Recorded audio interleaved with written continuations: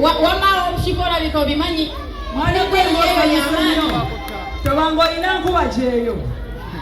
Ayinza obbawukanako. Bano mwebale kujjula bwe muti. Mwebale kuwagira emboozi mu kati. Nsanyuse nnyo n'okubalaba. Fifi. Wanje omukyala noonya. Nkuba gyeyo nti nnoonya. Yongera okukatiisa egundi. Jangu wano. Bangambye paviliyoni eno yonna be basibye. Be bali ludda wa? Bakyala bannaffe temunyiiga. Bw'oba olinamu owuwo mukono gwe mugambe bebi totunulayo. Akanyomero tekakukwatako. Mubeka amaaso. Kaakati babbebi abali singo. Be bali eno. Bangambye paviliyoni yonna be bagisibye. Njagala nga musajja ayambala empale. Saagala musajja yennyini ng'alinga nze. Eyo omusajja ayambala sikaati? Abamu. Abamu. Ladies and gentlemen. Mwebali. Akakati taata. Twagala ina ku straight line. Omwana ono alakasidde okumala ebbanga. Si nnyo. Naye nga nnyo. Naye ono mubanoonya anaasoboka. Ntera n'embaayo. Olusoba n'embaayo naye ng'era nnyo.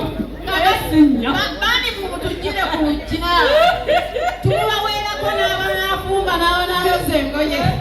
Mumutwala atebakyola bamponye bwana kyayombeke batata ono nakye ayagala dola mumutegula alimu ne pound ne euro totagala maziona tubakweza ne zarani ne waziba zarani eza South Africa zireke abe South Africa nze banne mutegera zonna sente abasajja be South Africa tebawukana n'abaana b'e Dubai balina engeri gye bamwazoola amaaso bati nabalabye juzi sooka oleke mwebali ab'e South Africa wamaze ne rwandi nzaagala gwe wabalabye nga bagenze ku pate wama ab'e US ab'e Bungereza Canada mumujje ku lujja alimu kati kale tukubawa ku looni si looni kashi sifa ate nze akuyunga leo tunasabye enseenene naye tukataba wanze sente ono temujja musobola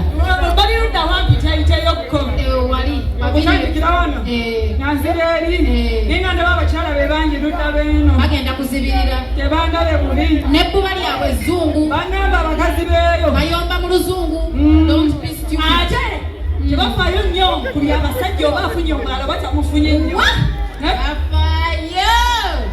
naye fe tolina eddogolo alina ki lwaki temuloga ne mufuna